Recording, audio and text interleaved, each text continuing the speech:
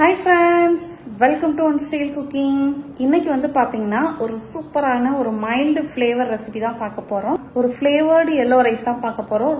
ரொம்ப சூப்பரா இருக்குங்க. இது வந்து பாத்தீங்கன்னா ஒரு சிம்பிள் ரைஸ் தான், சட்டுன்னு ரெடி பண்ணிடலாம். இது கூட சைட் டிஷ் வந்து நீங்க வந்து சூப்பரா அதுக்கு ஏத்த மாதிரி செஞ்சு சாப்பிட்டீங்கன்னா வேற லெவல்ல இருக்குங்க.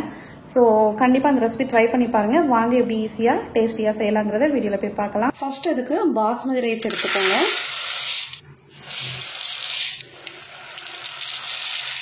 இப்போ இந்த ரைஸை நல்லா அலசி எடுத்தாலே போதும், ஊற வைக்கணும்னு அவசியம் இல்லை. ஏன் அப்படின்னா இந்த எல்லோ ரைஸ் வந்து நல்லா நம்மளுக்கு உதிரியாக தான் இருக்கணும். நல்லா வாஷ் பண்ணி மட்டும் எடுத்துக்கோங்க. நான் வந்து இன்னைக்கு குக்கரில் தான் பண்ண போகிறேன். ஃபர்ஸ்ட் ஒரு குக்கரில் கொஞ்சமாக பட்டர் சேர்த்துக்கோங்க, கொஞ்சம் ஆயில் சேர்த்துக்கலாம். வேற ஃப்ளேவர் இல்லாத ஆயிலாக இருக்கணும். இதோட கொஞ்சமாக பட்டை, கொஞ்சம் கிராம்பு இது மட்டும் சேர்த்துக்கோங்க. இப்போ இதோட கொஞ்சம் வெங்காயம் சேர்த்துக்கலாம், பெரிய வெங்காயம். இதை சேர்த்து லைட்டாக வதக்கிக்கோங்க.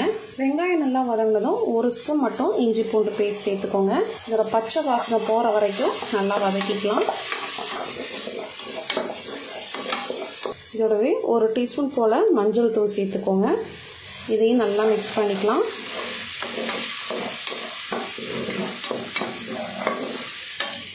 நம்ம வாஷ் பண்ணி எடுத்த பாஸ்மதி ரைஸையும் ஆட் பண்ணிக்கலாம். மெயின் வந்து இந்த ரைஸ் வந்து நம்மளுக்கு இந்த பட்டர் ஆயிலே நல்லா வதக்கி எடுத்துடணும்.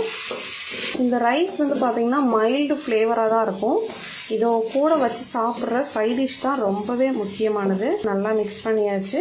ஏன் இப்படி ஆயிலில் மிக்ஸ் பண்ணுறோம் அப்படின்னா ரைஸ் அப்போ தான் நம்மளுக்கு உதிரியாக கிடைக்கும். இப்போ இதோட நம்ம தண்ணி சேர்த்துக்கலாம்.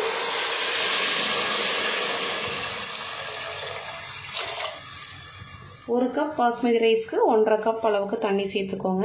கூடவே தேவையான அளவு உப்பு சேர்த்துக்கலாம். கொஞ்சமாக பெப்பர் பவுடரும் ஆட் பண்ணிக்கோங்க ஒரு ஃப்ளேவருக்காக. அவ்வளோதான், நல்லா மிக்ஸ் பண்ணிக்கலாம். இப்போ வந்து எல்லாமே சேர்த்தாச்சு. இப்போ குக்கர் மூடிடலாம். குக்கர் மூடி ஒரு 2 விசில் மட்டும் விட்டுட்டு அதுக்கப்புறம் ஸ்டீம் எல்லாம் அடங்கினதும் நம்ம ஒரு 10 மினிட்ஸ் கழிச்சு ஓப்பன் பண்ணி பார்க்கலாம்.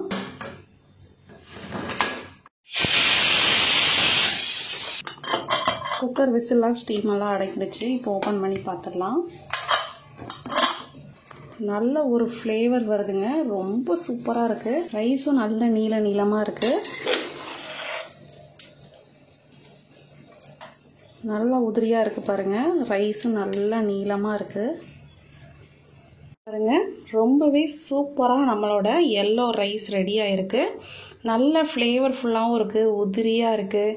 நம்ம ஒரு சைட் டிஷ்ஷோட, ஒரு சூப்பர் கிரில்லோட, மட்டனோட, ஒரு வறுவலோட வச்சு சாப்பிட்றப்ப கண்டிப்பாக வேறு லெவலில் இருக்கும்.